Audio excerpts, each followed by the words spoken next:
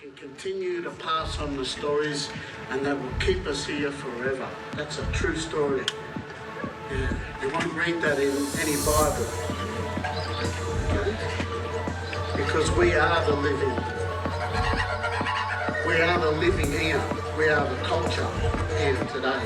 Yeah. Winjala Willam Dinapa Waram Jerome. Walpana Mebane Jerobon Manda Wa. Ladies and gentlemen, welcome to our special NBL season preview for season 2024-2025, and welcome our special guest from Monash University, 6'8". He is a fiend for a mojito, and he is a Sagittarius. Formerly played for Nunawading, Eltham, and your favourite A-grade team. Ladies and gentlemen, it's Karl Beston. Hey, brother. How you doing? Not too bad, mate. Thanks for taking the time. Thanks for the invite, man. Always a pleasure to collaborate. Well, it's nice to see a fellow, I guess, NBL degenerate fan who sees the league not necessarily through, I guess, NBL shaded glasses all the time. Yeah, it's got me in some trouble over the years, mate, but yeah. Formerly on the podcast with Seb Greenway, correct? How did that come about? Yeah, the Best in Greenway podcast. So yeah, man, how that all came about was I played NBL one, well, it was Siebel and Big V state champ back then, what's become the NBL one now. Played for Nunawading all the way through juniors, all the way to playing Siebel with them. Then few dollars might have been thrown my way in Eltham. Then I went to Eltham in the Big V state champ men, and then went to Waverley after that again, and then a bit of time at Bulleen to finish my career. And then I suppose I got glandular fever at the end of playing my last season at Bulleen. I think I was like 29 years old or something. Yep. And it was just the pod was a way to stay involved in the community, man, to be honest. Like, I couldn't play anymore. I physically wasn't up to it. I got chronic fatigue after playing.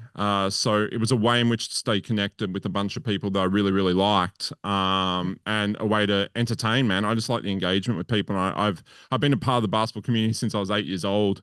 Yep. So to now it was just a way of kind of giving back and staying involved. And it is a very special community, our basketball community, but here we are to I guess, critique, pump each other up, and also have a bit of fun with it as well. I will note that my cluster in the background is a little bit different to your nice, smooth, fresh, what did we just describe it? Spaceship loft hovering above North Melbourne. Yeah. The nice clean apartment you've got there. Man, it was a terrible setup today with the monitor and all that. So we're running a different approach this time, but it should be good. We're ready to rock. What's on in the background there? What do you got going on the little? What's paused in the screen? What was that? Sorry. What's on in the background? Is that some art or is that the TV on a pause? I got some art. Got a photo frame of Michael Douglas from Wall Street. There you go. Got a photo frame of Roger Moore from James Bond over there. And then I've got some artwork I created myself up in the back corner up there. So yeah, it's a nice little inner city pad, man. Beautiful. Well, look out, ladies. A birthday coming up later this year. Could be a little housewarming coming up. Anyway, let's get into the hoops. First question that I really did want to ask you is, I guess, what excites you most about this upcoming NBL season? So we have coming off the Blitz. It's just literally finished minutes before recording.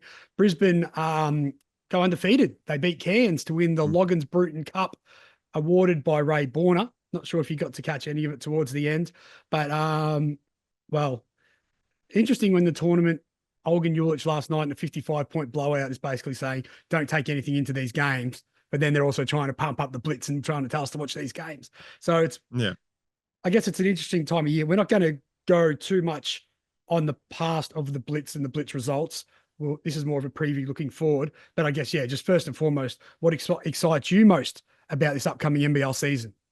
Well, every NBL season, man, the thing that excites me most always is to check out the new imports, right? And how their stats from overseas will correlate here in Australia in the NBL. We've seen guys come across from you know, the G League have put up huge numbers in the G League and have come here and been failures. There's guys who've like struggled overseas and then come here and put up huge numbers. It's always kind of a big surprise. So for the Blitz in the first couple of rounds, for me, it's always checking out the new imports and what they're going to bring to the league.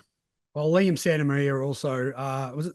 I think it was Liam, nicely reminded us that Brad Hill once had 40 in a preseason game as well. So, I mean, that's sometimes a bit like Summer League, the Blitzes, some of the imports, well, we've seen some of them don't even last to the end of the preseason You'll tournament. see, like you see at the Blitz, there'll be probably one game where the team locks in on and runs their usual rotations, but otherwise it's just trying to check out what lineups work together and what really works. It's hard to read much into it at this point in time, but it will be interesting to see whether some of this stuff does correlate through to the season. Like you saw Cam Oliver coming off the bench for Sydney. Does that continue into the real season? Does, pardon my pronunciation if I've got it wrong, if Lepepe does start or not in that role? It's going to be really, really interesting to see how some of this stuff transfers through and whether Brisbane's form is like actually for real, or whether they're just one of these teams that's really locked in culturally on winning games in the preseason, trying to set a standard going forward. And I mean, it's the time of the year where you don't win the championship, but you can definitely lose it. Things like chemistry and how you set it up. Tyrell Harrison got the tournament MVP. I actually was trying to look up before we came on his numbers for the tournament. The NBL website hadn't even updated the on their schedule tab, hadn't even updated the scores from yesterday's games. So it could be in for another standard season for the NBL. But one thing I'm not here to critique the NBL and stuff like that. I do think the whole Hoops Fest thing has kind of killed off the Blitz. I think it's cannibalized the Blitz a little bit because, you know, you used to have a lot of road fans who then travel to go see their team play in the preseason because they get to go see them at smaller stadiums where you can really see them close up with cheap price tickets. So there used to be that with the Blitz. Well, I feel like this year it's like you're kind of expecting fans to go up to the Gold Coast while at the same time expecting fans to cross the WA, go across the country from the East Coast. So I think it's a bit of a big ask. And I'm not sure about strategically whether that works. If you're going to go one or the other, you'd pick Perth, wouldn't you? Of course, because it's you'd pick Perth. Yeah. I didn't kind of get the Hoops Fest thing because I don't love it to start a season. I think it's a mid-season thing to kind of inject excitement. I mean, at the end of the day, whatever government money's coming to the NBL, you got to take it, right? So if the government's saying we want it here at this point in time, you just do it because that's what the cash demands. But strategically, if you do have an option going forward, I don't mind it in the mid-season, just to break it up a little bit. And I do think it is important to engage home fans early in the year. And if they're on the road for week one, it's a bit of an anticlimax, I think. And people actually, I think, just want to get to games. Yeah, well, we all just want to get to games, don't we? It's it's been a good product the last couple of years, and particularly, I guess, why to that point, why should the casual fan or the basketball fan or the casual sports fan, why do you think they should switch on or go to an NBL game, or people from the regional towns make that couple of hour drive to go and watch their local team? I think it's a good brand of basketball, man. I think the NBL it is a lot of fun. And I do think a lot of people are kind of not brainwashed, but a lot of people are caught up in the hype of the NBA and that sort of brand of basketball, which I don't think is authentic. And I don't think it's more of a show than a game. I think it's like the positive about the NBL is it's the real sport. It's the real sport at the nuts and bolts. And I actually been a little bit sad that the NBL's tried to deviate away from that a little bit and go more towards like an NBA based model. I think one of the great selling points of the league is we got really good local talent here playing a brand of basketball that is actually really interesting. And I actually really do like the 40-minute game as well. A lot of people complain that how it shifted down to 40 minutes. I actually think the 40 minutes is good because especially young families and stuff like that, they can get in and out, or not in and out in an hour and a half, but the game will only take an hour and a half. It's not extending beyond 2 hours. It's like a very family friendly, good environment to take the kids to. I think it's a really good product, to be honest. And I've been a big, shit, I wouldn't be doing this if I wasn't a supporter of the product, right? Well, neither of us would be. And I think probably what's going to be a challenge for both leagues this year is coming off the Olympics. I mean, you talk about the style of basketball, Olympic basketball, that feels like men's basketball and like good, tough basketball, but also very smart basketball. and then you kind of watch the one-on-one NBA entertainment, and then you hear the NBL say that we're not going to let. Now I know they're talking about the extreme hard fouls and excessive contact, but then you also see some ticky because they want to speed the games up. But then you also see the ticky tack stuff, where they go and review a play for 5 or 10 minutes. Well, I'm calling on that long, but you kind of see what I'm getting at. Like I think that the sports fan is showed they like to see. Maybe I'm biased, but they like scoring, but they also like tough play. And I think a game where you have to earn your points is more entertaining sometimes than just ping pong.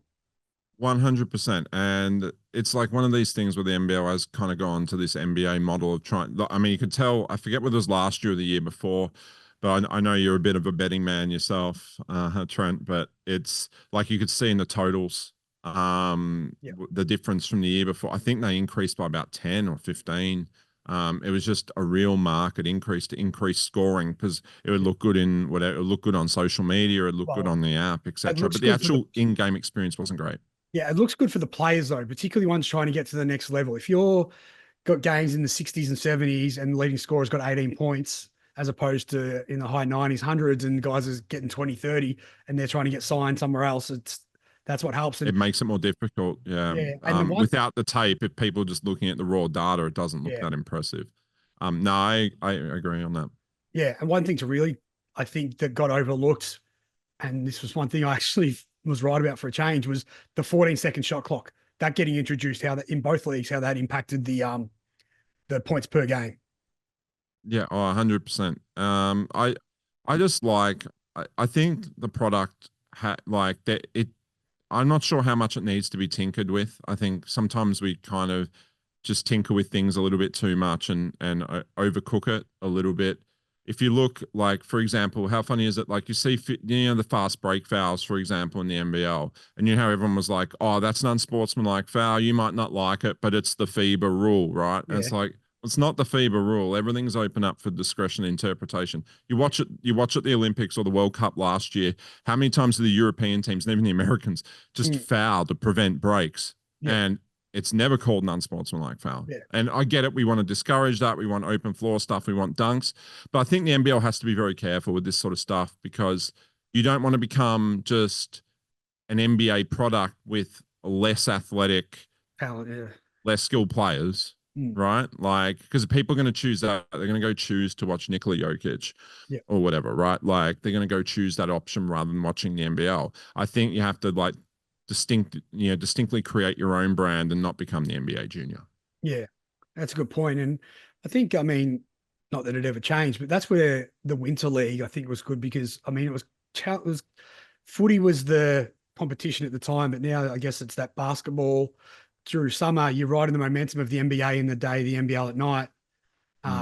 But then I also remember the good old days when you go to a game and you're freezing cold, so you got to stand at your feet and clap your hands, and the atmosphere is crazy just because everyone wants to try and stay warm. I think we're now the current NBL where it's thongs and shorts and beers. I can't complain, but it's definitely an improving product. And so, speaking of which, though, I've got a bit of a concern that this might be a down year for the NBL, coming off the back of obviously a great crop of next stars last year. Pretty tough competition with, like, when we thought Melbourne was going to win, but Tassie and Perth were always right there with them. Illawarra made that run towards the end. Adelaide are a schmozzle and a laughing stock, which is the best storyline. But this year, Sydney, everyone's just Sydney.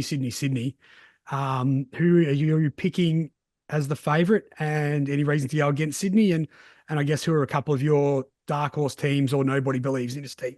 Nobody believes in his teams. Okay, I'm kind of consensus here on Sydney. I thought the $4.50, again, not to get into odds again, but I know you love this stuff. No, but we'll touch on the odds because it's a good gauge.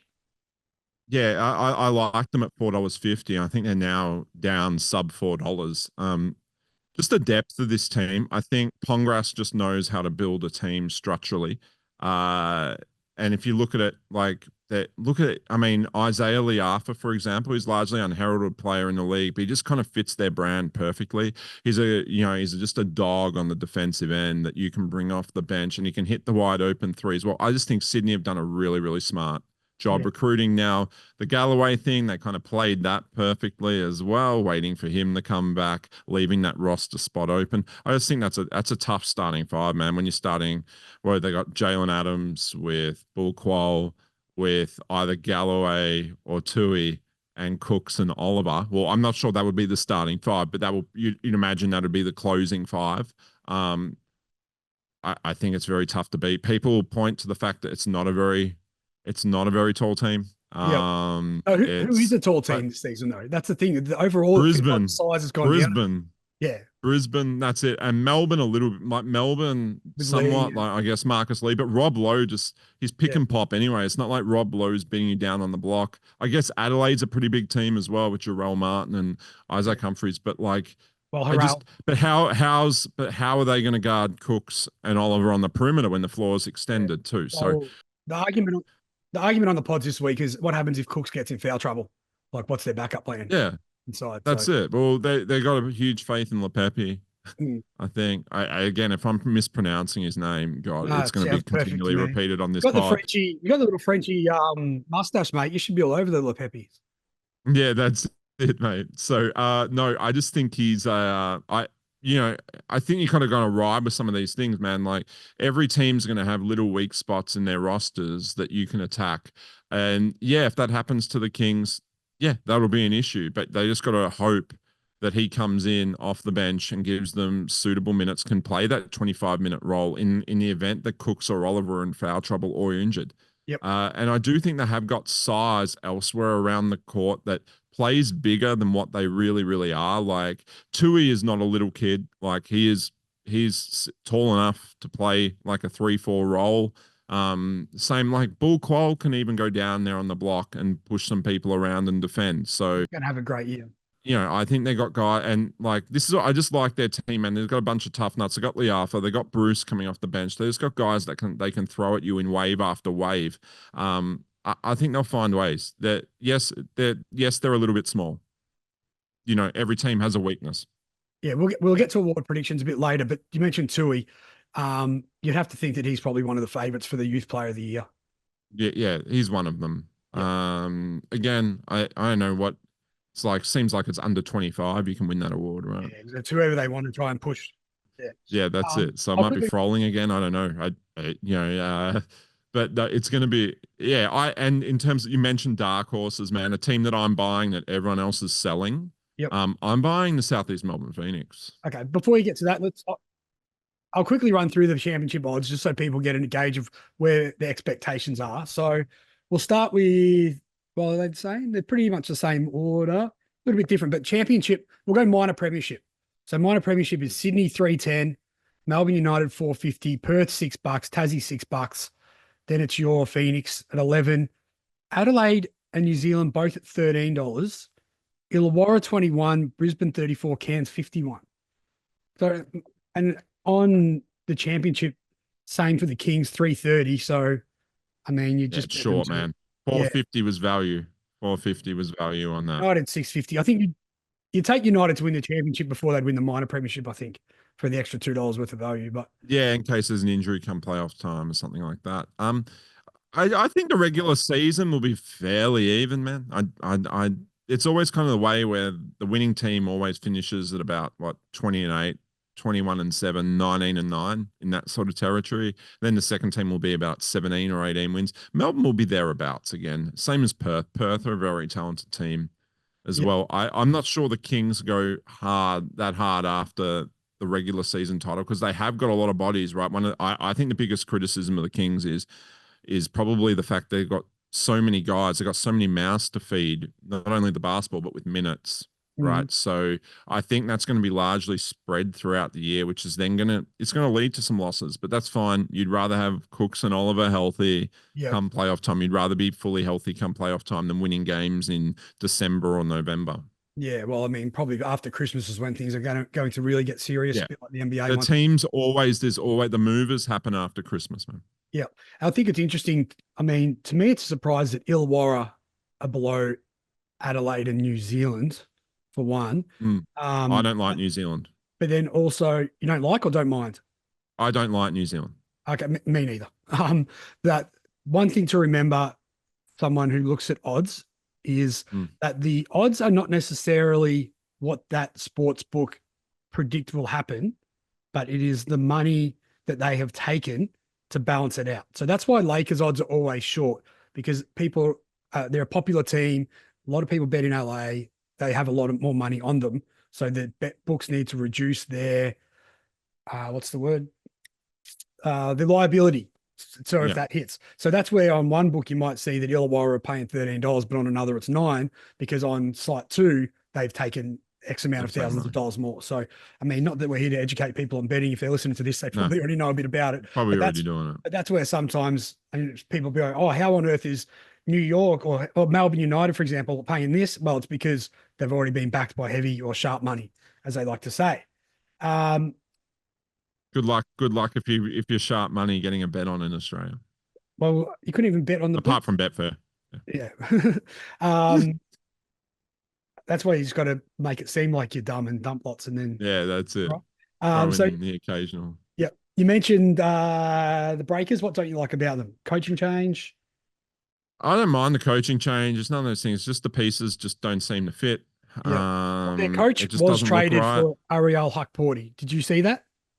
The coach, yeah. So just in the draft, Ariel Hukporti. It's not the coach. It's none of these things. It's just hard to make a transition with such a turnover in roster in one season. It's really difficult. I didn't really buy the Breakers that much last season either, though. So I bought him the year before. Last year. He was a nice player, man. I was more like the year before. I kind of just rated their imports, man. Like Brown, in particular Brantley. I thought Brantley was probably the most underrated import in the NBL. He was one of the better imports we've had. And then obviously Pardon as well as a big I like lock defensively. Last year I didn't really rate him. I think I like PJC. Feel like dominates the ball a little bit too much. I feel like that's going to happen again this year. And I don't love the surrounding talent that much. Again, it's hard to tell. It's preseason, but the fit just doesn't seem right to me. As I said earlier, I'm kind of in on SEM. I think just they've transplanted a bit of Sydney culture into their organization now through, bringing in what they got, Walton, Geordie Hunter, and Glover and Vodanovic. Like they've kind of tried to go down that path. I really like Walton. I think if you have a good point guard in the NBL, it'll take you a long way. And also it's like addition by subtraction too. If you have Derek Walton, he dominates the ball a lot. Which is kind of good when you got Nathan Sobey, who has a tendency to dominate the ball as well. So therefore, I think it's a better fit having Sobey kind of playing off the ball and then getting kicker heads on the break and stuff. That's where Sobey really, can be at his best, as opposed to being this ball dominant point guard. But defensively, though, I mean, neither of those guys are going to play a lot of defense, and they're probably going to get posted up quite a fair bit. Lot, 100%. But like again, every team has weaknesses. They're going to put points up on the board. I like at least they've got some height on the back end as well, which they haven't really had in the past. I do like Hunter.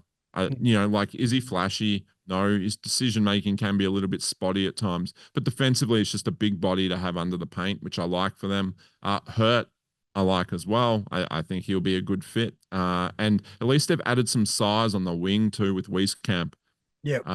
As well. So he'll be able to chip in and get you some boards, and they're just a bit more. They're just a bit more physically imposing than what they kind of have been in the past. I think they'll be all right.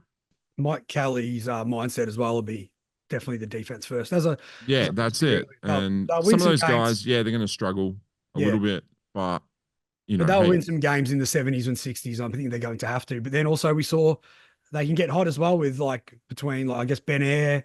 Foxwell could stroke a little bit. Rosendale, if he gets little minutes off the bench. The thing about everyone's talking about who's the backup point guard with Foxwell. Like, Foxwell's going to get some minutes, right? There's no question. But I think you'll see Mike Kelly stagger minutes between Walton and Sobey as well. So therefore, you'll wind up with time with Sobey in the point instead of Walton. Yeah, with then Glover at the 2 or 3. Yeah, with Glover at the 2. Yep. Very good. And they got some bodies there, man. They'll be okay. They'll be okay. I'm going top 4 on them. So, all right. So, who's your top 4 in order again? I've Sydney. Yep. Perth, Melbourne United, Southeast Melbourne. Okay. And who's your bottom of the table? Wooden spoon. I have Cairns at the bottom of the table. Okay. First coach fired then. That takes us to that one. I know it's something you There's can no kind of- coach fired. No coach fired fired. this year. No. Because I Um, think the teams that are going to be bad have low expectations anyway. Doesn't matter. And to be honest, I think I think Adam Ford's a good coach, and they're going to have the worst record. But like, I don't think it's going to be too much of his doing. It's just the roster is not great. Well, yeah, I also agree. I do like Adam Ford as a coach, and I don't like how half of his roster that he's developed is on the Sydney Kings or the Sydney Taipans, as I think I'll call them this season. Yeah. But will he have a job next year? Because he's out of contract this year. So that's why he's probably banded around as if anyone is going to get fired, it might be him. I think he will probably be back. Just because there is a bit of a gap in good Australian coaches that you can get at a reasonable price. And I'm not sure how much you upgrade. I don't see Cairns going overseas to sign another coach. So he's a natural fit. Of the Aussie guys, he's pretty good. Yep. Well, who would you rank as the worst coach then? This is hard, man. It's a tough one in this league. There's some coaches. I'm not going to do a worse coach because there's a bunch of coaches that have a lot of weaknesses, right? So quickly, wrapping coaches: Perth Avrilli, Southeast Melbourne's Mike Kelly, Gorgon's obviously in for Sydney. I'll go my order of coaches. Okay, top to bottom, leaving out Adelaide. Yep. Leaving out New Zealand. I'm leaving out Wells and Kapanen. Yep. Just because they're new, we don't know. I'm not assessing yet. Pateri Koponen back on about the 2K 6-7 era. Oh, it might have been 2K8. He was a lethal little 10th man, third point guard off the bench. 10th man on the when you're building your fantasy. I have Gorgon at 1. Yeah. I get everyone will say to me, Gorgon's rotations are terrible, blah, blah, blah. Have you seen the other coaches in the NBL and their rotations? Like Dean Vickerman's rotations are the worst you will ever see, right? Yeah. Dean Vickerman's rotations, it's controversial here, I know, but Dean Vickerman is the worst. Like Dean Vickerman is a great defensive coach. He's a good leader and he's great at influencing the refs. He's a good coach. There's no question, but his rotations are putrid. Yeah. But his rotations are putrid to an extent that he needs an assistant coach to run them. Right. Because I think he's actually, this is going to be a hard assessment here. I think he's actually cost Melbourne United a couple of titles with his rotations, right? Over the years in his tenure, right? I've got Brian Gorgon at number 1. Leader of men, man. Like, just you watch his timeouts, it's just like ruthless. I like his approach. I think that Sydney will go from a bad defensive team last year to being probably the best this year. That would be my projection on them.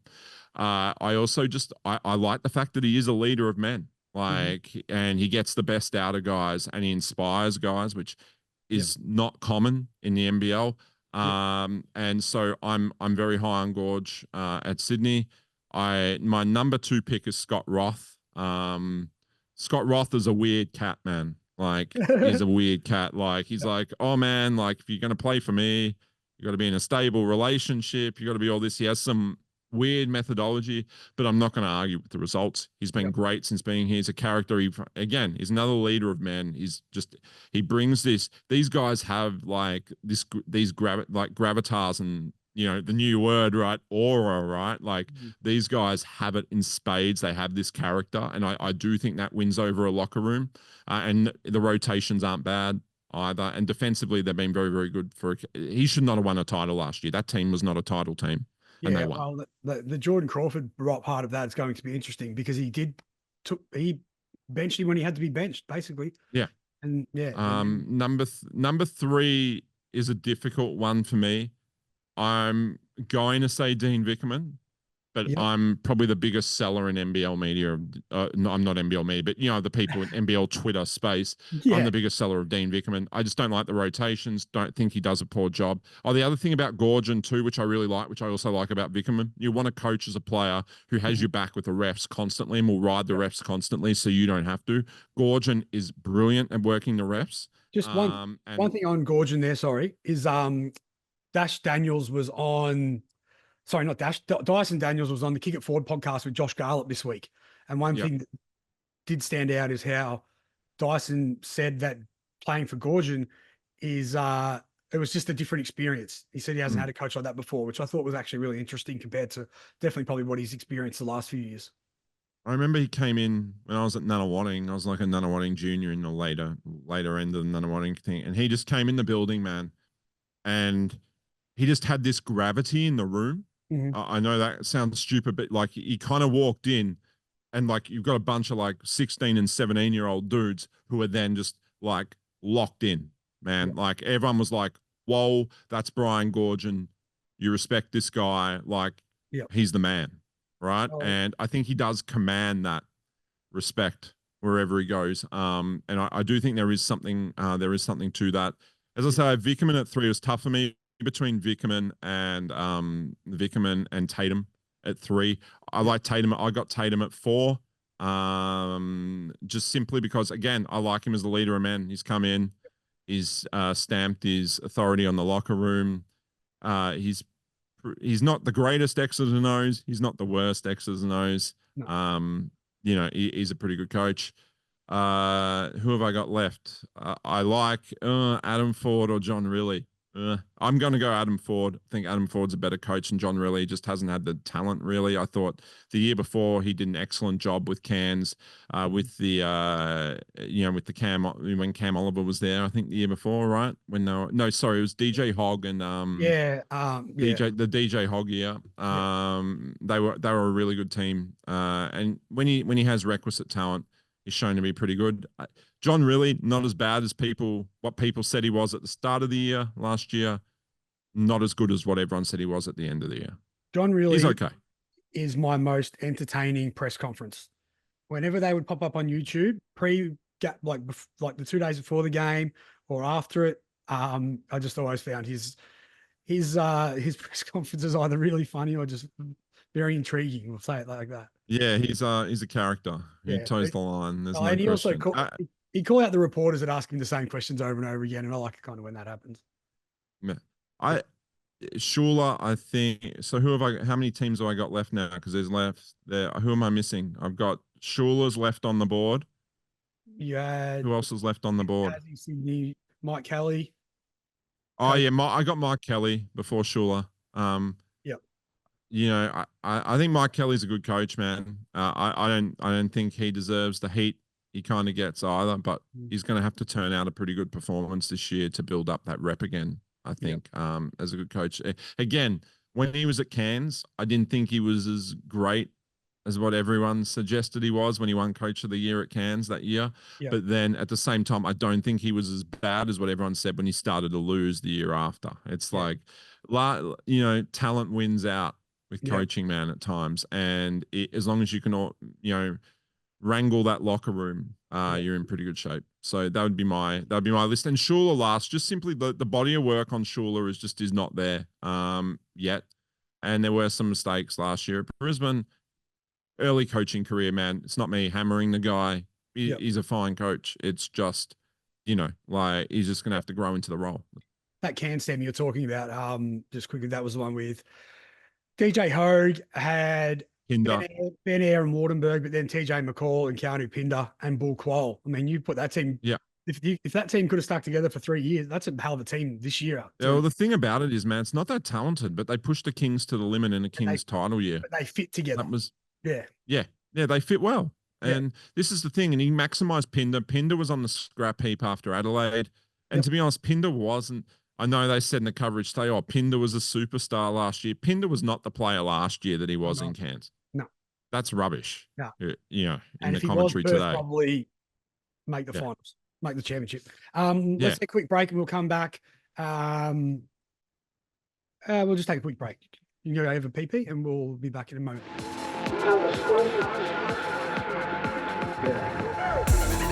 And now we're back. Welcome, Karl. So now we've discussed our favorites. We've discussed a few of the betting odds, but now we talked about how there's a few next stars. It could be a bit of a down year for the next stars. We'll get to some emerging Aussies in a minute, but a little birdie on the street tells me that there's a young recruit coming through, Dash Daniels, who is a Bendigo kid and been playing quite well for Australia at the junior championships the past couple of seasons. He's in a situation where it's a great situation to be in, where he's got the option of offers from places like North Carolina. I mean, so the rumor mill tells us. But then also the opportunity to go and be a next star. I believe it's next season. If you were in his situation, or you had a kid in that situation that's coming through with the option to go to college, I believe if he does the next star process, he's actually NBA eligible a year earlier than if he would go to college, based on how that year of being a professional works at the younger age. So I guess what I'm getting at, and just using Dash as an example, as if you were in that situation looking at the NBL, which franchises or teams, clubs, whatever we want to call them, do you find the most appealing or least appealing as far as where you would recommend a player in that situation to go? So obviously, first of all, I'm just going to cross off Adelaide. We know it's the giddy place, but we know they're an absolute shit show. You wouldn't want to go there. I don't think so. You might think otherwise, but I guess if in that situation, what would you recommend to a young talent like Dash Daniels or an international next star coming in? Well, the NBL's footing the bills, so you don't need to worry about which team's big budget, which team is small budget, blah, blah, blah. In terms of a location, I wouldn't want to go to a contender, to be honest. I don't think any of the next stars who've wound up with high draft stock have gone to contenders. So that puts so, and what was that, sorry? Alex Sarr is the exception, probably. Yeah. Yeah, Oh, I guess Sarr is the exception. But again, was Perth the best team last year? I kind of didn't believe in Perth, so I'm not really bothered by that too much. And Sarr's kind of a different kettle of fish sort of thing too. Like, it was just like the NBL's short on big, so he's going to get minutes wherever he goes. I wouldn't go to Melbourne because they're always contending. Melbourne haven't really produced any young kids that have come through the system that have done really, really well elsewhere. I can't name any anyway. I guess what would be the main things you're looking at? I guess stability of the franchise, coach. I'm not even worried about that, man. No? LaMelo Ball played at Illawarra, and Illawarra were a basket case. Yeah. So I'm not worried about it, because it's a short-term thing. It's a one-year thing. All I'm asking for is minutes and a prominent role within the team. I think that's probably what you're looking out for, being like one of the guys for that team, rather than being a bench role player coming off the bench where my value's diminished. Because, like we all highly respect the NBL. A lot of scouts do, but I think sometimes they don't kind of recognize the leap that it is from college to the NBL, what a difference it is. And a guy who's, like figuring prominently in college is getting a lot more bandwidth within NBA circles, and getting a lot more attention and a lot more eyeballs than what someone who is chopping in for 10 or 15 minutes on an NBL bench. Unless you are a Sarr or something like that, where you're a prodigious talent hyped up before the season. And I'll also say, Sarr, this is a pretty weak draft class as well. If I was Daniels, I'd lean probably towards one of the Queensland teams. I probably Cairns, because I think out of everyone, Adam Ford's shown that he is willing to put the most minutes into young players in the NBL, and also they just don't have the money to be able to bring in these import stars, etc., to contend. So right now, I know it sounds funny, but I'd probably lean towards one of the Queensland teams. Well, I think what goes into play is that guy there, if I can get my fingers pointed right. It's the same as that guy right there. And maybe the influence of DMAC, particularly for someone who's a guard. DMAC as an assistant, I think that would be a fantastic opportunity to go and learn from someone like that, even if you're not playing more than half a game. I feel that that would be pretty invaluable as well. You want maximum exposure, man. That's what it's about. LaMelo Ball went from, I know he's a social media star and all that sort of stuff, but handing the keys to him at Illawarra really bumped his stock up. And the same, I think, with Giddy too, that Adelaide let Giddy run that year too, and he was really impressive. So, and they took some lumps for it, as did Illawarra. Illawarra took a lot of lumps for having LaMelo Ball dominating the basketball with high usage rate. But I think it has to be a franchise that's willing to like make some sacrifices for you. And I think that's probably where a little bit of last season, particularly when teams were written off, like it would have been nice to see more of Trent and Flowers, I mean, AJ Johnson was rawer than the Asai that's in my cupboard. And like Yeah. Bobby Clintman, like when he was playing, like they were fun to watch. Do you know what I mean? It made those teams a little bit more watchable, but because Adelaide was sorting their own shit out, Cairns thought they could contend. There was different things that come into play. So I do like what you like Because you Tasmania and Melbourne want to win now. Sydney want to win now. Sydney might, because Sydney, like at least Pongrass has shown that he's willing to commit to young guys, and if they are up to the level, be all in on them. If Daniels could be a contributor straight away, I wouldn't have a problem with that. But I wouldn't touch Melbourne, wouldn't touch Tasmania, probably wouldn't touch Perth either, because I thought Saar got a pretty rough deal in Perth anyway. Yeah, and I mean Brizzy, thing with them as well is their ownership group. Yeah, it's a bit inconsistent, I suppose, but they did get caught out a bit over a year ago, and seems like they're a little bit more onto it. But Chris Middleton, part of the ownership group, for example, does that kind of exposure help? I mean, you don't even know how much attention they're paying, but I think that's all largely PR rubbish. That doesn't really help too much. I think you'll have the scouts that come out here anyway. And if the scouts get to see a lot of you playing, that's better than the scouts watching you sitting on the pine. I agree very much. All right, so moving on. Now, would you like to go into breaking down the coverage of the league, or would you like to give us your award favorites first? This is always dangerous, man. Well, we should have done the old has-been hoops and cracked the can at the start. I will give you, I'm not going to go from best to worst on this one, but I'll give you some of my favorites. I think, well, I'll start out with a general analysis of it. I think what the NBL is missing is like I think Australian commentary generally really suffers from this as well. I think that they're just, the guys that are in play-by-play in Australia are just so lacking compared to America in terms of just like the voice, man. The voices just aren't there. There's always, like, I don't mean, this isn't me picking on them or any of that sort of stuff, but it's like a lot of these guys are like these nerdy journalism students who are often probably not athletic enough, don't have the frame, don't have all that to play, so they take a real investment in being a journalist in the sport, etc., which is great. Like, I'm not discrediting that, but they often have squeaky voices. There's too much, like, there just isn't this authority. Well, if you listen in America, like Kevin Harlan's got a great voice. I mean, I call it Ian Eagle or Iron Eagle, whatever you want to call it. Great voice. Again, like you had like Marv Albert, even back in the day, like we grew like growing up with Marv Albert in the commentary.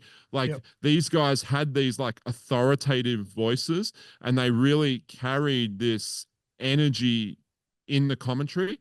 And I just think that's, and I'm not saying this isn't limited to NBL. AFL's like this too. NRL's like this as well. And maybe Australians just don't like that style, and I do. But it just seems always a little bit whiny for me. But in terms of the color commentary. Sorry, just before we go to the color commentary, I'll put my sound engineering hat on for a little bit, because I've really been refreshed by Felix von Hoff these couple of games at the Blitz. But what I've spoken to Felix, I've seen him on obviously a different range of content, but when he was commentating those games, it's like they've EQ'd the bottom end of the voice out. So instead of him coming naturally through, hey, here's the game, it is that Karl drives to the basket, you know, it's like they EQ the base of the voice out. And I was watching it on different speaker setups. It's like, is it me? Because it didn't sound like him the way that I naturally would hear him.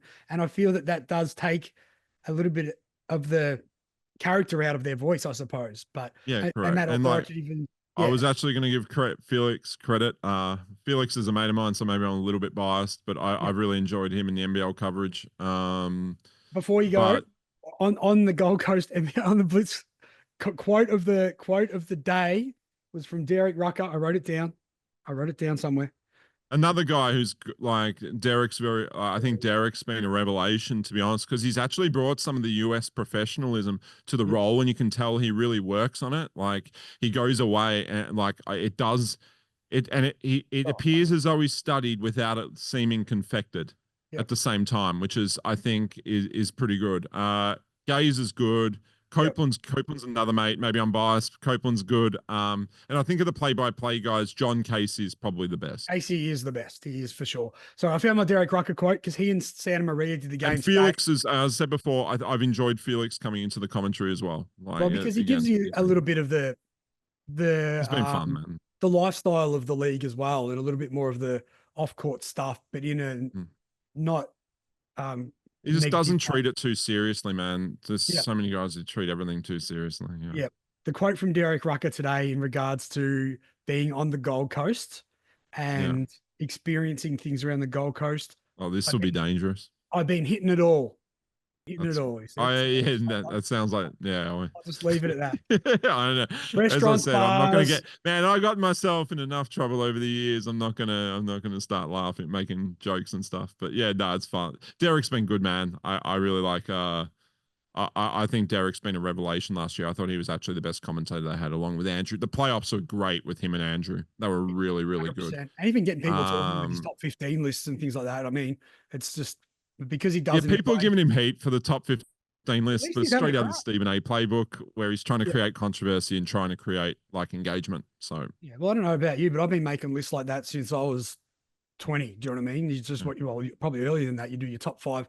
Oh, my top 5 is Vince Carter, that's Iverson, then Vince Carter, Rasheed Wallace, Steve Francis. But the thing about these is it's like players are apples and oranges, man. Like you can't compare. You can't, like, everyone, like, people are debating the Cooks versus Cotton thing, for example, right? It's like, well, you can't reach a definitive example. You can't reach a definitive decision on that because they're such different players. It depends on what your team needs. Correct. Which player you'd prefer to have on. Like, Cotton doesn't play much D, man. Sorry, doesn't do it. Right. And Perth fans will yell and scream at you about it and say, oh, he does. No, he doesn't. We had Damian Martin do it for 10 years. He's offensively the most dangerous player in the league. Well, Cooks provides this versatility. The Cotton doesn't provide either. So, like, I'd like to have both. And which one I'd pick between the two of them would depend on the roster I have surrounding them. Yeah. Like, and so it's hard. It's like people got on the Jarrell Martin thing too. And it's like, well, I think Derek Rucker's sat there and gone, shit, I need a big in my top 5 here. Like, I need to put a big in here. And you look around the league is very short-handed on bigs this season. So who do you pick? And he's sat there and gone, okay, this guy's averaged like 17 and 8 in the league before in a championship winning, year. He's been both years, I think, about the 17 and 8, 18 and 6 sort of territory. So you're going to pick that guy over guys like a lot of the guys in the NBL right now. A lot of the bigs are offensively impotent, right? Like, they're just not scorers. They're just rim protectors and rim runners, and screeners. You're going to pick him. Like, is he a perfect pick? Would I pick him top 5? Probably not, because he's coming off multiple injuries, etc. But if you're making me pick a big, like, he's probably the most talented out of all the bigs in the NBL. So you pick him. But it's like Milton Doyle was in like the teens or something. Milton Doyle's better than that. But the thing is, you have to put in other guys who, like, do different things in the top 10. So, like, what do you do? I thought Milton Doyle was one that definitely shocked me, that he was below Jack White in the list, but I rate Doyle pretty highly. To me, he's top 3 in the league. And I think the only reason that they were hindered last year was through that little stretch, which probably helped his family tragedy and stuff. Exactly. Yep. But sometimes having a break at that time of the year for a player is good. And I mean, you also know how things like death or different extenuating circumstances can also help motivate and bring a team together. So now let's get through to actually 2 more takeaways from the Blitz. One, did you see the game today? Cairns and Brisbane with Rucker and I saw a short snippet of it for probably about a quarter, and I was like, yeah, well, they had there was a lot of bench guys who wasn't particularly indicative on anything. They had a female commentator. I can't think of her first name. Surname was Prather. She was actually quite interesting, I think. Is it Casey's wife? It must be something like that, I think. Well, that was my guess, but I wasn't. As I said, I wasn't really paying that much attention. I saw kind of the lineups out there. I was like, well, this isn't really going to help me formulate anything for the going on. But I think the more voices they have, the better. The more variance they have, the better. And it grows the league. But I mean, it was interesting hearing how engaging that was with her and Rucker and Santa Maria compared to like Kunik a few days before. But I mean, I'm not going to pick holes in in anything like that. I do think Joel Peterson does a good job. He is a Bendigo Yeah, guy. I like brings good energy, man. Again, it's like He loves it. strongest voice ever. No, but it might be, as you said, it might be some sound engineering stuff. It might be whatever, but it's that's yeah. And our first Simpsons quote segment of the night is an award that goes to the team that. Yeah, Mo, that team sure did suck last night. They just plain sucked. Well, I've seen teams suck before, but they were the suckiest bunch of sucks that ever sucked. That goes to Adelaide for getting pumped by over 50 to Southeast Melbourne on Friday night. So that's yeah, man. That Adelaide team, I saw that roster. I didn't recognize a lot of the names, bro. So like, it's yeah. Again, it's like what we were saying earlier, that teams will take nights off at the Blitz and just not care. And and surfboards, surfboards got given away. Two surfboards. Two surfboards. Half court shots got hit and they win a surfboard. Can you believe it? That's so annoying, man. Like you go in these things and elsewhere there's big money attached to that, or cars or shit like that. And yeah, you go to the Blitz and you get a surfboard. When I was 13 at the Schweppes Center, I hit the half court shot, got $1,000, spent most of it on Gran Turismo, a dual shock controller for the PlayStation, then my first Iverson blue jersey, singlet and shorts. Oh, mate, that's what you do. Yeah, they're giving more money away at the old Siebel than what they are at the NBL. They are. Do you play Super Coach? Yeah, I did actually. You know what was funny, man? Like, I was always like, man, who the hell plays fantasy sports? Like, cares? I don't give a shit. I bet, you know. But no, I did it last year, and I have the last few years in the NBL. I actually surprisingly did. I think I came 21st out of however many thousand people played it. I got almost broke the top. I got 21st or 20th. So make money each week on that one, or are you just playing there? What's it called? 1 week, man. 1 week I got killed because Pinder had the worst week of all time. And I would have won the round. I think I lost the round by 8 points. And like Pinder in one of the games, I think it was ridiculously low. And I think he had 8 turnovers on the double across the 2 games. And it's just like, that killed me. But hey, you know, it is what it is. It's a bit of fun, man. I recommend people do it. I actually think it is cool. Like it's a way that, you know, people then just don't follow their own team. Like they'll follow stats from other teams and that sort of stuff, and get a better understanding of the league and what players do. It's fun. Well, that leads us into, we'll go through some of the favorites for the awards, and then we'll have another break, and then we'll come back with week 1 picks and predictions, if you like. So, I mean, we can run through this one pretty quick, but MVP favorites, obviously top 5 pretty much going to be Cooks, Cotton, PJC, Parker Jackson, Cartwright over the ditch. Goulding, maybe, Jarrell Martin, we thought, but maybe someone in Adelaide, we don't know. I've got, I can tell you now, you pretty much put a pen line through anyone that is not Bryce Cotton or Xavier Cooks. I'm saying it'll be Bryce Cotton, but Bryce Cotton has to get, I think, a 3 seed to beat Cook. Like, you know, if Sydney are the 1 seed, like a lot of people predict, Cotton probably has to get the 2nd or 3rd seed to get it. If he winds up in 4th or 5th, I think it starts being trouble. But then what if Cooks's numbers are not going to be as impressive because Sydney will spread the load a lot more. So my pick is Bryce Cotton because I have Perth finishing 2nd. Well, what if somehow in another world, which I hope doesn't exist, Perth don't make the top 5 or 6? But then let's disregard that. Maybe more so, what if Tassie end up finishing 2nd without McVeigh? Doyle averages 16, 9 and 7. It's a possibility. I kind of just don't see it. I think there's a chance maybe a new import comes in or something like that happens that pushes a team over the edge that we might not be contemplating right now. Maybe Southeast Melbourne get a 2 or 3 seed and Walton has an insane year. Who knows? Is it as simple as whoever's the scoring champ? And what was that? Is it as simple as whoever is the scoring champ gets the MVP? Unless it's Cooks, unless Sydney just dominate and Perth aren't that good, and that'd be how I see it. Who's your coach of the year? This is it's going to be Brian Gorgon, I think. Yep. It's generally the number 1 seed. I know Tatum. Vickerman got it last year, right? So like, or do they give it to Roth retroactively? If they finish top 3, they give it to Roth, right? Yeah, this is the thing. Like but I think if Gorgon gets 18 wins plus, he'll Yep. get it. Yep. I also have to apologize to the people about my braids. This is the least fresh my braids have ever been. It's I been- think when I've recorded a podcast. I'm scheduled in on Tuesday to see Judy at City Hair Extensions in Port Melbourne because Carmelo Anthony's at the Timber Yard that night. Are you planning on going to that? No, I won't be going that night to see Carmelo Anthony, unfortunately. But I'm sure it'll be a good night. And the NBL's doing a good stuff, like integrating these people into promotion of the NBL. Yeah, absolutely. And I guess this is something that is not related to Carmelo Anthony at all. The defensive player of the year. Xavier Cooks. I've got a short list of Qual, Cooks, Harrell if he hangs around. Daly, Doolittle, Shea Illy is actually the defending award winner. Yeah, Illy always is in with a chance. I'd go Cooks, Illy, Cooks or Illy for that Cooks or award. Illy? I think unless another team just bolts up as having the best defensive rating in the NBL or something, but I don't see anyone apart from Illy or Illy or him or Cooks winning.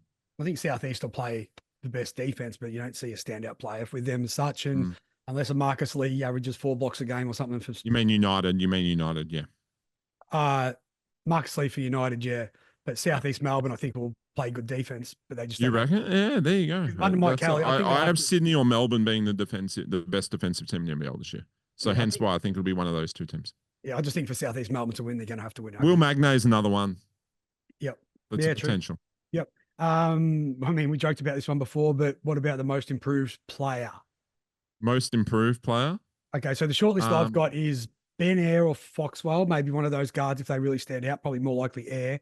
Qual coming off the back of his South Sudan. And this could be a bit of that players, we'll talk about it later, but coming back from the Olympic experience, do you get a bit of a bump or do you get motivated for not being picked like a Rocco, for example? Yeah, the most improved is always role dependent, right? So it's again, will someone just get a bigger role that they haven't had previously? Like, will Jordan Hunter have a massive year? You get what I'm saying? Like, it's an interesting award because sometimes if you start from a really, really low base, it's more beneficial to you than having a great year after being sort of an average player the year before. This is always a tough one to pick, man. Like there'll be someone who bolts through that hasn't really had that level of success before. I'd lean it's a tough one, man. Yeah. Maybe Like one of those things. That one, good luck betting that one. If one of the Melbourne guards, for example, got injured and then all of a sudden Flynn Cameron's playing 20 minutes of game, then that's the type of situation. Or is that's what happens? Yeah, exactly. Yeah. So someone Adelaide gets minutes that wasn't expected, that has never really played before because they're short on rotations. Like you just don't know. I actually I heard a good theory once about the most improved because they often look at it from season to season. It can just be a minutes jump, but perhaps the award should be from round 1 to round 22 or whatever. Who's made the biggest improvement during the season? So, yeah. The 6th man, I've got Clark versus the field. Would you take Ian Clark or are you taking the field? I think there's a chance this is Cam Oliver, man. Okay. Yep. If Cam Oliver comes off the bench, I'm giving the award to Cam Oliver. Particularly if they win 20 odd games. Yeah, it'll be Cam. If Cam Oliver, even if they come second, it'll be Cam Oliver. Yep. He'll just have a bigger role than Ian Clark. Yep. Simple. But that's if that holds up. Otherwise, I kind of agree. Ian Clark. Yep. And who'd you give us for your best youth player, Rocco? Best youth player. It's a tricky one. I kind of like. I think it'll be one of the next stars. I like the look of Malik Lewis at Southeast Melbourne. Almansa depends on the role. Really gives Almansa. Yep. So one of those two guys for me. Yep. Cool. And is there anything I've missed? Dunk of the year. What about that one? This is always difficult, man. I'm not sure. It was easy. Cheatham was an easy pick last year for that stuff. But this year. We didn't talk about the headbutt. Man. Who was the guy who threw the headbutt? Gillespie? He could be a candidate. Gillespie, yeah. Yeah. Do we need to talk about the headbutt or not? This stuff's hard. Maybe Cam Oliver. Yep. Do you want to talk about the headbutt or no? Yeah, I'll talk about the headbutt. Something or nothing? For those who It's missed something. it, Friday night's games. Well, you've seen the verdicts come in. It's a 1-game suspension. Oh, that coming hasn't. Sorry, you're more on the pulse than I am. Yeah, I got Friday a text night, before. last game of the Blitz for Sydney and New Zealand. Yeah. Hardly 10 seconds left in the game. Sean Bruce and Gillespie walk up to each other. Gillespie puts his head down and whispers something in his ear. At the same time, Sean Bruce chests him up. This is exactly how it happened, isn't it? Yeah. Not just how I saw it through rose-colored glasses. Yeah, Anyway, no. Sean Bruce all of a sudden. My view on the headbutt is that the NBL never treated headbutt seriously, man. Like Vic Law headbutted Deng, and everyone said, "Oh, it's a flop, it's a flop." He still threw his head at him, man. Yeah. Same as Sobey in that grand final series. Yeah, Sobey got kicked out for half a game, whatever, for throwing the headbutt. But realistically, you do that shit elsewhere in the world. Like, you're kind of spending some time on the sidelines, including the NBA, EuroLeague, etc. I just think the head is like sacred. You don't kind of mess around with it. And I think the NBL should send a message with this sort of stuff. But at the same time, they haven't with Vic Law and Nathan Sobey. So how do you the precedent is there that they just do not worry about this too much. Hence why you see a 1-game suspension again. Yeah. I think another thing though, I mean, we saw it a bit last year, is contact to the head. When guys drive, I mean, your head is at elbow height for guys trying to block your shot. But a lot of time we see it with Harden who cocks his head back. But when guys are attacking the hoop, your head is going to be, I guess, exposed a little bit. And that's where sometimes it can get a little bit tricky. But you have to be careful going into guys and then just throwing a headbutt forward. Like in play, accidents happen, man. But when you're actually literally going up to a guy and leaning forward with the head, like, no thanks, out of the game, thanks. But if they're both the same size, I don't think that contact happens like that. Yeah, probably not. But yeah, again, who knows, man? Yeah. All right, when I see you next time down at the bar, we'll try and reenact it and see what happens. Yeah, that's it. See what happens. I'll play the role of Gillespie. Yeah. Most under the radar / nobody believes in us team. You mentioned earlier, Southeast Melbourne, and I kind of have them down. Are they a Ewing theory candidate as well without Mitch Creek? So for Ewing theory means that when you take a star player off that team, the team actually becomes better. No, but I think the roster is better. Like, I think the imports are better now. Mm-hmm. That would be my viewpoint on them. Is I think Walton is a good player to have. Like, if you start with a good import point guard in the NBL, generally you're halfway there to being a decent playoff team. And I kind of feel that way about Southeast Melbourne. I just know what Walton is. He's a good basketball player. Yeah. Reduces some of the risks of Sobey. Do I think this team would be better with Creek? Maybe. And that's not a knock on Creek in any sense, but I like their imports. So I think the imports that they've kind of replaced him with, like, I like the mix of Hurt and Wieskamp coming into the lineup. And Williams did foul a lot, which did. Yeah, I didn't love Williams, man. I just got exposed on high pick and roll all the time. Yeah. Exactly. And they just didn't know it's the most overrun system in basketball. Everyone runs high pick and roll now. So if you Williams was just not good in that environment, man. Just could not get across, could not slide across. So what do you think of him? I liked Alan Williams. I thought he was tough. I thought he was big. It just, like, in the start, when NBL teams just run that night in, night out, it's just going to cause problems. Yeah, if he had another big guy next to him that was reliable, he'd probably be a little bit more valuable. What did you think of him as an announcer? I don't like players announcing, man. I think because they're always very guarded with what they say. It's just and rightfully so, man. Like, you don't want to rock the boat and do any of that sort of stuff. Yeah, and you don't want to give away too much. I always think it was kind of bland. And to be honest, man, in fairness to them, the games in which they get players to commentate are generally around Christmas, just after Christmas. Everyone else is on holidays, and they're these shitty games in the middle of the week between two bad teams. Illawarra in New Zealand or Cairns on a Wednesday night in January. Yeah, but that's why they're not getting prime time Saturday night games between, like, Sydney and Melbourne United or Sydney and Perth. That's not happening.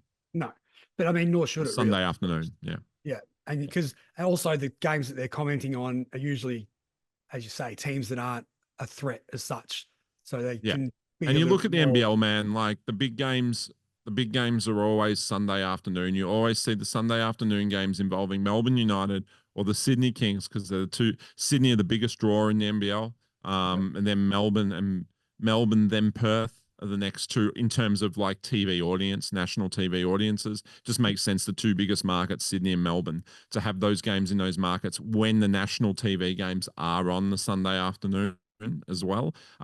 So it's just always, you're probably going to get the best games of the week in that Sunday afternoon spot, just because they're going to be the high profile ones, because that's what the NBL want to push on free to air. Most definitely. And while the showdown happens in round 2 this season, for the first non hoops hype game. So we'll have a quick one last break, then we'll get back. We're going to guess. I don't know if you've looked at the lines or not, but we can play guess the lines. I've not looked at the lines, man. Guess the bets. I do have a general idea, but I haven't got them specific, so it'll be fun. I held off for this. I actually printed them off, but I haven't looked at them myself either. But we'll see. Let's do it. We're also going to play Dap or Cap. We'll play Take It or Leave It, Karl, and Bump or Dump. So we'll let you pick which ones we do. And pick them all, man. Do them all. All right. Have a quick break, and we'll be back shortly. Okay, we're back. Got the latte Larry's topped up. Don't know if you're a Curb Your Enthusiasm fan, but I think I'm missing a lot of cultural references, man. Everyone's like, "Have you seen Curb Your Enthusiasm?" I'm like, "No." Have I seen? What's the other one with? Was it with Walter White and that? What's that one Breaking called? Bad. Yeah, I've never seen Breaking Bad, bro. Funny you say that, because I've got right here, I found in the storage, the whole little, that's the nerd on you, little Walter White figurine there. Yeah, shit. There you go. Everyone, like one of my friends is like, he's like, man, like I'd literally pay money to be in your position and be able to watch that fresh again. I ran a stage at the Bendigo show last year, and I saw the Breaking Bad show back. And, you have to do it. Yeah. All right, cool. Oh, actually, no, I was asking, what shoes are you rocking? You're running, well, you might be in your socks on your couch right now, but I'm in my socks on the couch, man. But what are your latest kicks you've been rocking around in? Oh man, like I have a pair of what is it? What do I rock at the moment? I have a pair of Travis Scott Air Maxes. I guess that's one of my more hype shoes. I have a pair of what is it? Jajound, whatever, the Triple J and Adidas as well as Sambas. Like I'm trying to keep it. They're probably the two of the cooler ones. I love a Yeezy, man. Like I love a Yeezy 500. Yep. Yeah. Well, speaking of culture, do you recognize the t-shirt? No, I don't, man. You have to. This is fresh, mate. Fresh as it gets. This is a Vassetti. So this is Dyson Daniels brand. Dyson, his mate Macy started this. It only launched a week ago. So I have to check it out. Around too. I must have left it in the vehicle or something, because I've definitely been rocking that at the local football. Yeah. Watching the Strathstorm play lately. Anyway, we digress. We mentioned the rest of the Daniels family. Kai Daniels was in his footy final last week as well. Just shout out to Kai for getting playing a little local footy after running the basketball world. Anyway, segments we're going to play Guess the Lines. We've got Dap or Cap, Bump or Dump, or Woof or Poof. Let's do Dap or Cap if you want, and guess the lines. Because you said one, so I from memory I like Dap or Cap, man, because there's a few I have strong opinions on this. Right, so Dap or Cap, you either, if I'll give you a statement. Well, actually, this can be two ways. It's either you Dap or Cap, where you dap up. Yep, that's a good statement. Or Cap, because it's a cap or a lie. Or we do it with Simpsons quote number 2 of the night, and we call this segment Take It or Leave It, Karl. I think that works better. Take it or leave it, Karl. Where basically same thing. I give you the statement. Done. You take it or you leave it. Done.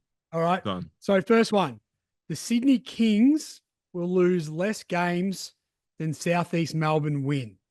So, for example, if the Kings lose 10, will Melbourne win more than 10?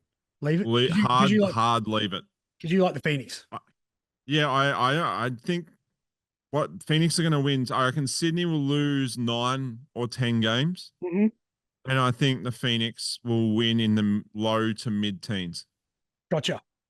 All right, this one is a team that is currently ranked second last paying 26 for the title, 34 for the minor premiership. I think there was to make the playoffs. Here it is.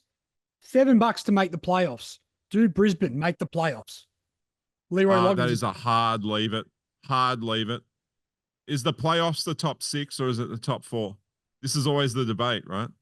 To me, it's 4, but I mean top 6. I think I have them missing either way. The way the odds are looked at, I'd say it's 6. Yeah. Okay. I'd leave it. Well, saying the playing game is not a playoff game. Yeah. Illawarra over under 1.5 playoff wins. So basically, hard leave it. Okay. Hard leave it. What if the playing game counts as a win? Still leave it. They're not making the 4. Okay. But could they sneak the play-in win and then win a game at home in a best of 3? Do they even do that? Well, the thing, no, they have to win. I think they're going to have to win 2 play-in games, man. Because I don't think they're winning. They're not, because they'll be coming out of the 5-6. Yep. And then they'll have to win again to get in. Yeah, that's right. It's under for me. Yep, gotcha. Xavier Cook's league MVP. Xavier Cook's league MVP.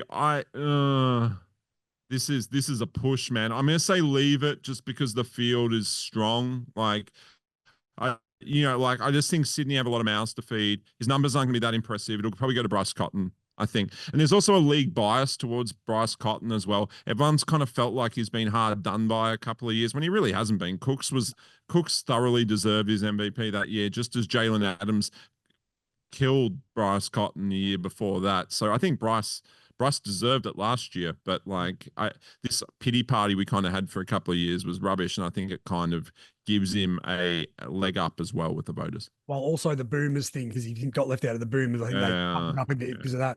Okay, the next one on the segment called Take it or leave it, Carl. All right, Carl, take it or leave it. Jalen Adams is better than Derek Walton Jr. I'm taking it. Yep, agreed. Jalen Adams, I think Jalen Adams is probably the best guard in the league apart from Bryce Cotton. And in his prime, he was better than Bryce Cotton. So that was easy. Just saying, I think Jalen Adams is better than Walton. I think Jalen Adams is better than PJC. I'm taking Jalen Adams over any of them. Yeah, he wasn't great last year. And you know what's funny? He had a down year and his numbers were still comparable to PJC, and he's a bigger body. And everyone hyped up PJC. With a coach that makes Doc Rivers look competent. Yeah, correct. Now, this one is a bit off the back of Derek Rucker's top 15s. Yep. Is Jack White an all NBL first or second team? I think Rucker had him around number 8 overall. I don't think he is.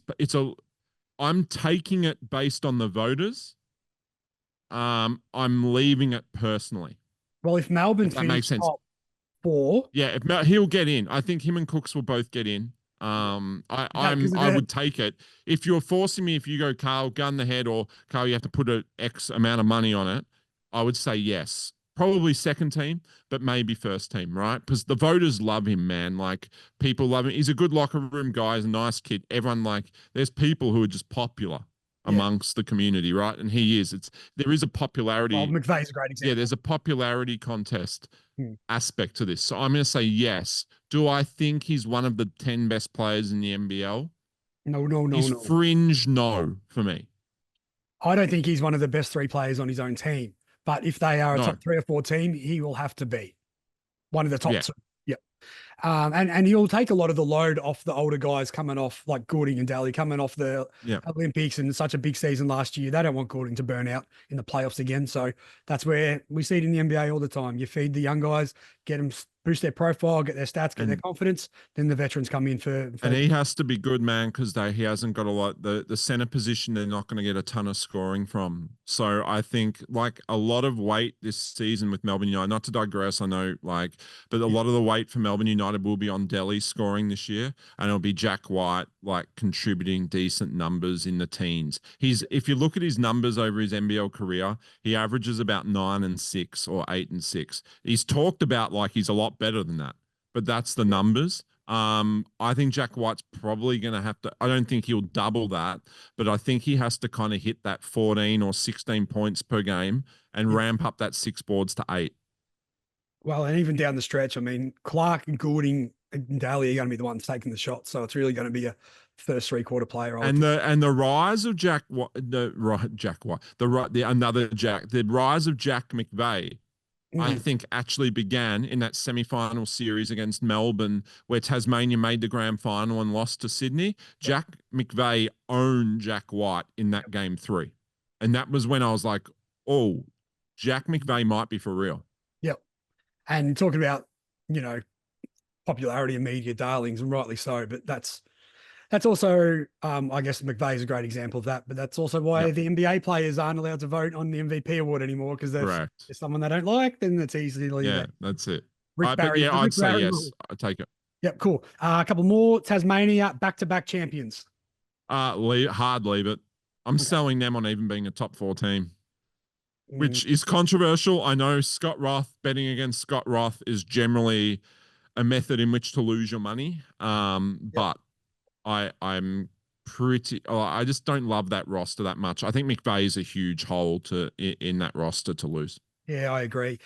Losing marquee Australians, man. Like, you look at Sydney last year, it's just hard. It's hard when you lose a marquee Aussie. It just is, because your whole roster's structured around it. Yep. And especially so late in the season. I actually listened back I think there was something magic about that McVeigh run. Yeah.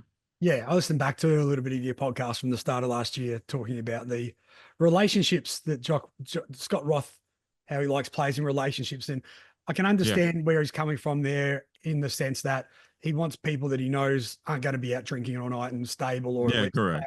It's a way of saying that without saying that. And guys who can manage their testosterone levels in the bedroom and not be. Yeah, that's it. Last one. NBL All-Star Game is a good idea.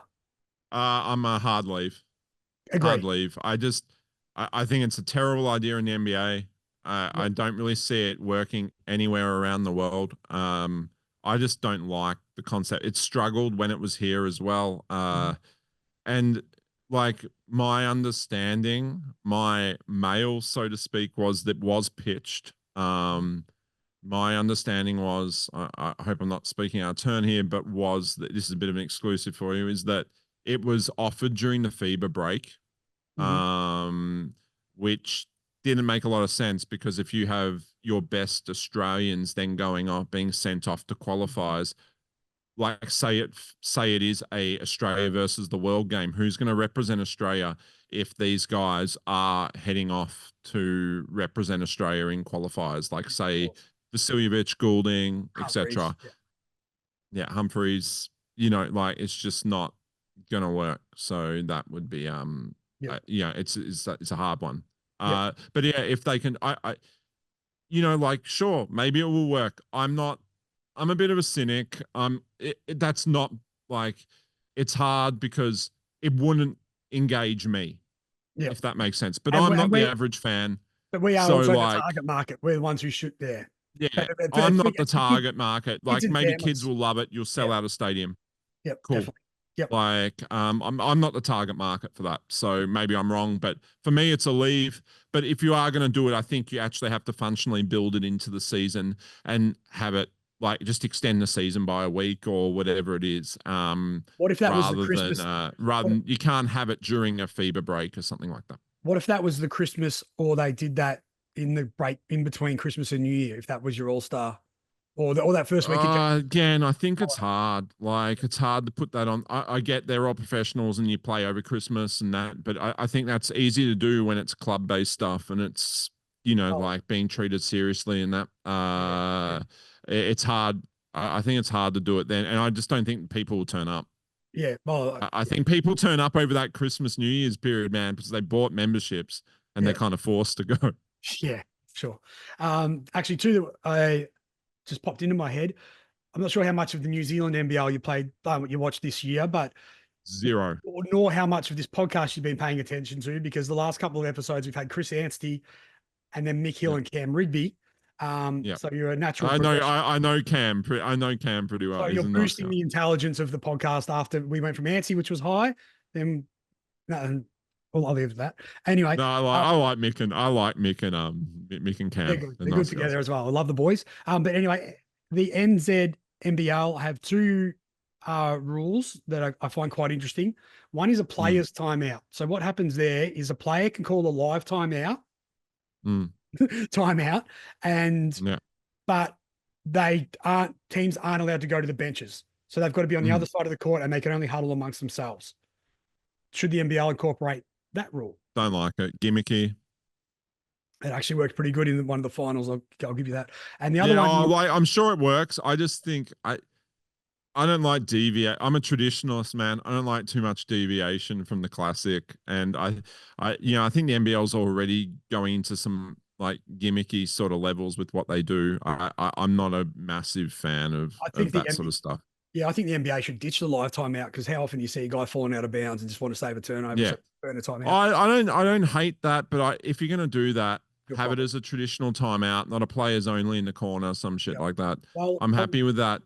I actually don't hate that rule, because like you see at the end of the games, people missing foul shots deliberately to then force full court shots rather than that sort of stuff. It might change. Might change that aspect, because if you can get the rebound then and call timeout, that works too. So another one is actually, so just on the back of that, a theory that I've bandied around with some friends is when the players, so this is how to fix the reviews. Tell me, take it or leave it. Is when take it or leave it, Carl. Is when teams when there's a referee review, instead of the game stopping for however long, first of all, each team, so if the bench, if I'm in front of my team's bench on the right, you're not allowed to go to your coach. You have to go inside the key of the opposite end. So that way you're not talking to your coach. And the refs have to do it within either 24 or 48 seconds. A decision has to be made. So a shot clock is like the refs' review clock. Yeah. I would like the process to be sped up a little bit, but at the same time, as someone who bets on the games, I like the right decision being made too. I guess the point of that is that coaches will challenge something so they can use it as a free timeout to talk to their players. So it's trying to avoid that aspect. Oh, no. Yeah. That I like that aspect of it. I don't think you should be allowed to go anywhere near the players. None of that sort of stuff during the chat. The challenge should be removed from the timeout.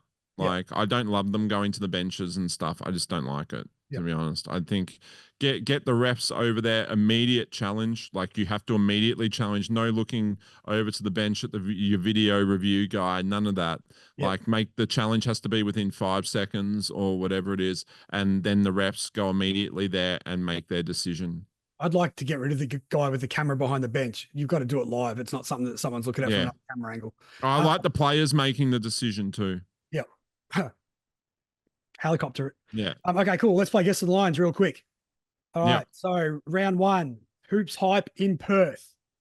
Melbourne Hoops United. Fest, mate. Hoops Fest. They'll kill you for not having the branding. Well, they're not paying us. So when they do, I'll get although we should doesn't stop you from getting emails, believe me. Should get Vassetti popping it out, but sponsor. Anyway, so game one of the season, the rematch. Melbourne United versus Tassie. Actually, here's where I've stuffed up on this. I've actually forgot that all the games were in Perth when I guessed the lines. Yeah, this is the thing, man, because this is Bill the debate. This is the debate Seb and I always had. And we had it with people online and stuff like that too. And people actually came to us with good ideas and that sort of stuff on what home court is worth in the NBL in terms of a point spread. Most people said it was that most people think it was at 3. I would have said that without you prompting me, but it's different in Melbourne as it is in Cairns. Yeah, there's teams that get big home court help, and there's teams that don't.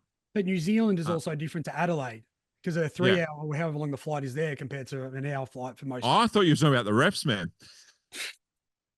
All right, so what's your prediction? Not to get controversial, but yeah.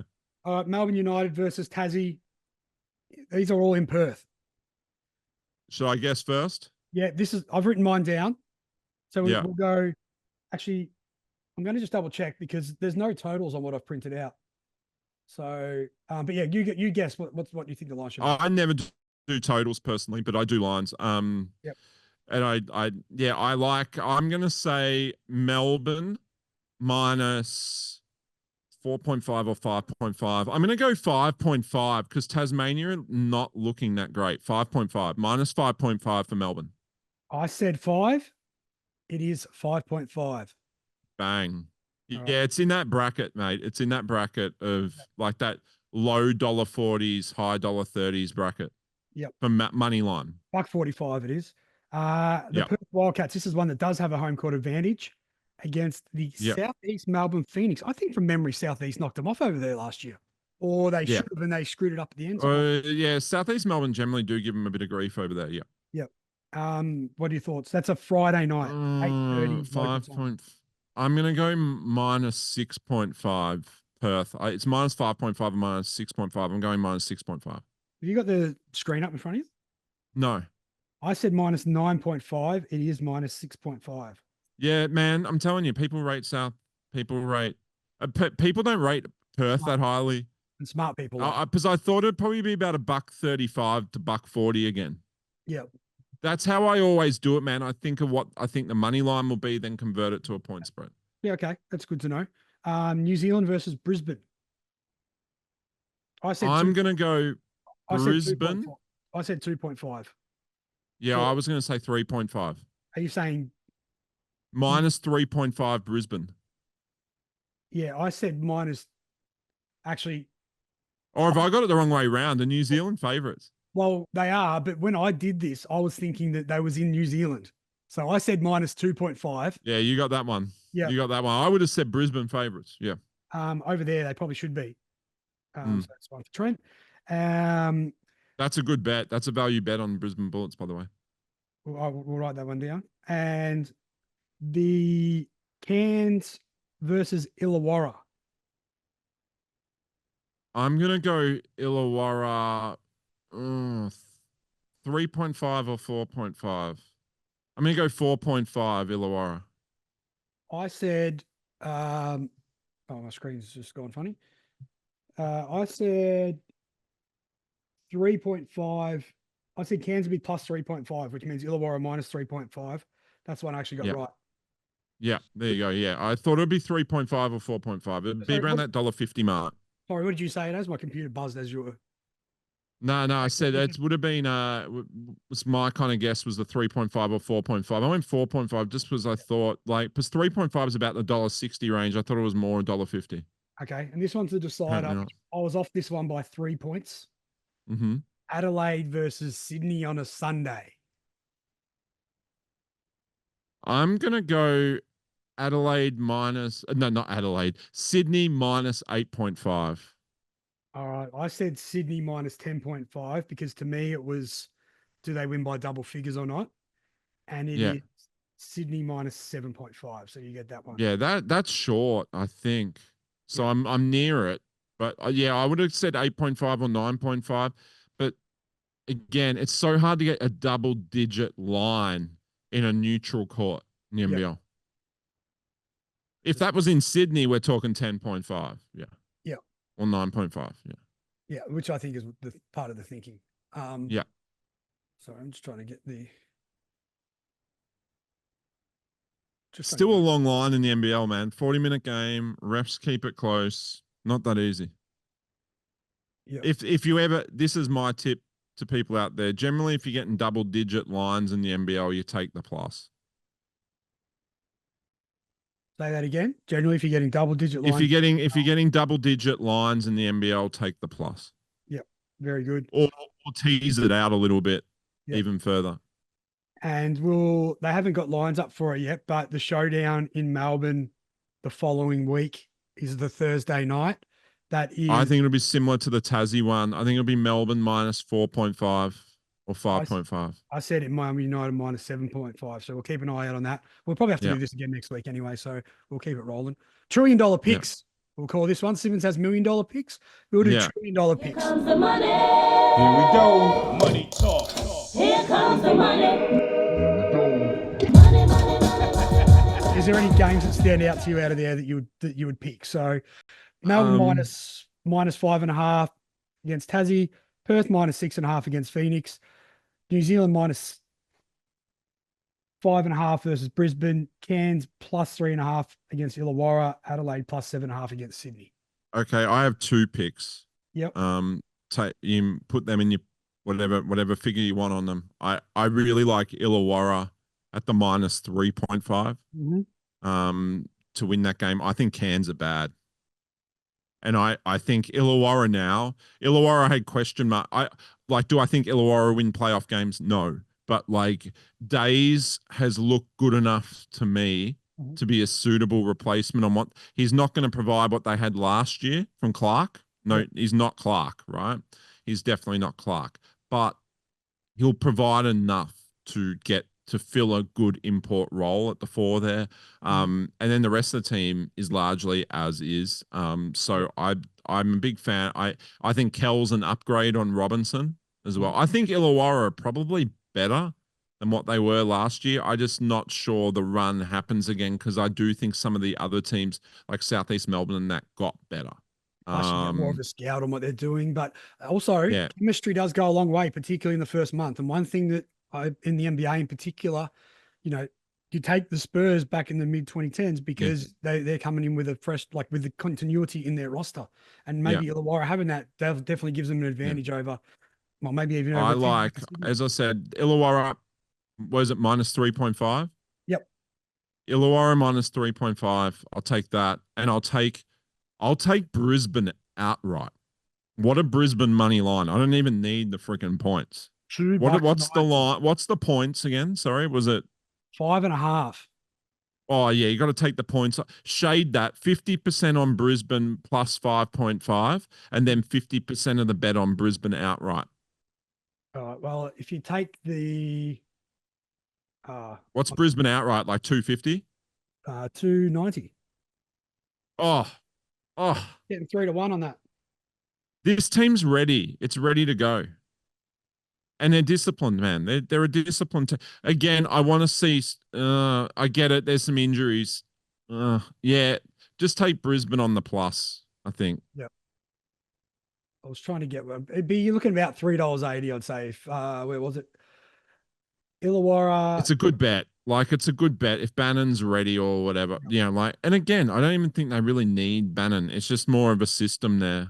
I don't rate New Zealand that highly unless they're not showing their cards yet, which is a possibility. Regards PJC is probably the question, I guess. Yeah. That's probably a bit of that influence. You throw some bodies at him, you throw Norton at him, you throw McDaniel at him, you throw like these hardworking, these hardworking, like industrious defensive guards.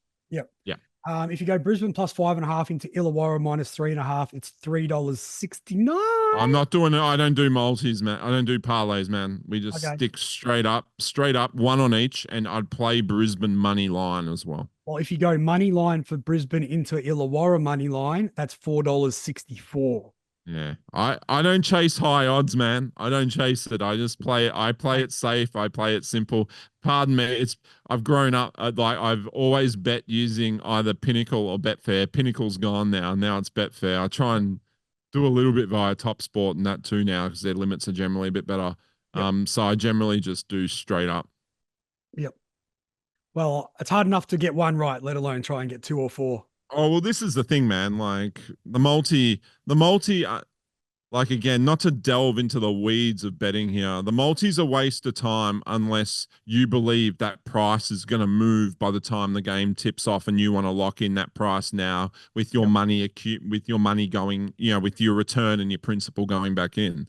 But otherwise, a multi, it's just return and it's principal and return anyway. So just wait till after your game's finished, see how you feel about it, and then bet it right before the game if you want to do sucker bets. That's why they promote the shit out of them. Yeah, because it's like locking in prices early where injuries change and things happen and you wind up in a mess. And there's a reason that with your with your player props, you can always bet the yes, but not the no. I'm a bit because they always shade the over. Yeah. Yep.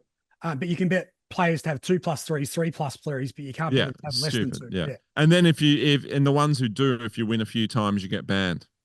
That's correct. I'm a bit like the great Rostradamus on The Ringer, where he famously says that he likes to bet against human achievement, particularly when there's it's the best way to do it, man. That's it. And in fact, sometimes it pays to be glass half empty.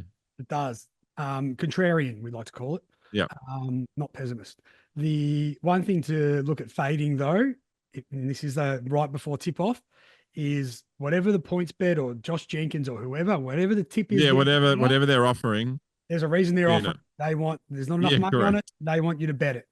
I Yeah. heard that Nathan Brown, there's a Truck My Brown, and if you were to bet $20 on his bets all season, or his for this AFL season, you'd be down $153. So there you go.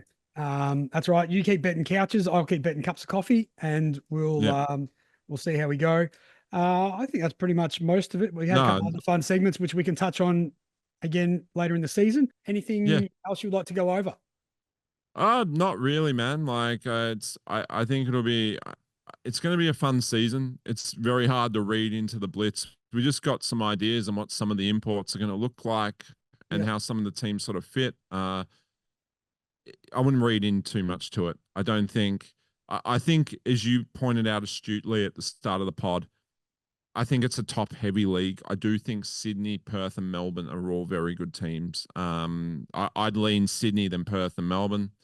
Melbourne are the least talented, but you know they'll come together well. I think Gorge will mesh Sydney pretty well. Perth have raw talent. I think Perth are missing. Perth, the guard rotation's a little bit weak for me, the point guard rotation. And then the big guy rotation is a little thin. Especially the four. Doolittle's big enough without being big. There's some little gaps. I don't love the bench depth on Perth. I love Perth starting lineup. Don't love the bench. I do love Elijah Pepper though. Shepparton boy. Oh, he'll be good, man. He'll be a good kid. I just never like betting on kids in their first year in the NBL, man. Just never my thing. One name that went under the radar who I will pump up, and notably because he threw it down at the Pre and Summer Jam on my mate Bice a few years ago when we were in that comp, is Dave O'Hickey in Illawarra. He could be a little under the radar for maybe not most improved, but maybe one that that youth player award, because Tatum trusts him. Yeah, I like Hickey, man. Like I think he really came through for them in tough spots, and he's just hungry and he can ball, man. I like him. I'm actually, and I'm which is funny, man, because like he had a bit of an NBL gig, then he went back to the NBL one. He was good in the NBL one. He wasn't amazing in the NBL one. Then he went back. He went back to the NBL and was he's okay again. And then he went back to the NBL, was real NBL one again. He's been dominant now. And the playoff run last year, man, was elite, and just shows the margins. Like the margins are there between these levels, right? And that, but there are guys at that tier below who can well and truly compete at the NBL level. That aren't spotted too. Where did he play NBL one this past season? I forget. I think it was North. I'm out of the loop with it now, man. And to be honest, the only NBL ones worth talking about, in my opinion, are South and North and Queensland. But I like Hickey, man. Aubrey Wodonga, please. Yeah. So that would be NBL one, whatever the they moved up to Aubrey used to always be in the same in Siebel. They were in the Siebel. I know the drive was they chucked him up in the Waratah League now with the second rate New South Wales league that it is. Down at the Lauren Jackson Stadium. Yeah, that's right. We won't even get into the NBL one now because league is more diluted than the vodka lemonade. It's a different thing, man, to what it used to be, bro. It's different. But yeah, they're trying to reach the masses rather than concentrate on the talent, and it's definitely diluted. But yeah, man. But anyway, that's another story. Thanks for having me on, man. Appreciate you taking the time. Any other last predictions, or when would you like to catch up again? Oh man, I'm good. Like I'll be starting a pod probably next week. Again. New podcast partner. So we're hoping to launch next week. I'll probably do one anyway with a season win total over unders that I do every year. But it'll be Beston and Martin. So I'll be joined now by my friend Stefan Martin, who he's an Nunawading kid too, right? Yeah, Nunawading kid as well. Then we went through the seniors together. He went AFL. And yeah, we're doing a pod together now. How basketball heavy it is, I don't know. We're kind of working out how we want to go about and stuff like that. But yeah, Beston and Martin will be coming through, and it'll be under that banner, and I'll we'll work out how we do that. But I'll try and do a season win total pod next week. Find you on Twitter. And yeah, otherwise just find me on Twitter and Instagram at Karl Beston. Yep. And yeah, whenever you're good, man, I'm always willing to have a chat. So whenever suits you, man. It's been fun. Awesome. It has been fun. I think just about every weekend from next one on, that there is some kind of event, whether it be techno, birthday, festival, whatever. So my calendar for Melbourne is definitely filling up. So we might be able to do this one in person next time. Yeah, sounds good, my brother. We'll bring it to the loft. Yeah, too easy, mate. You're always welcome. All right. Too Good easy, night, man. mate. I appreciate the time. Thanks. Anytime, my brother. Peace, love, and hoops. Because we are the living.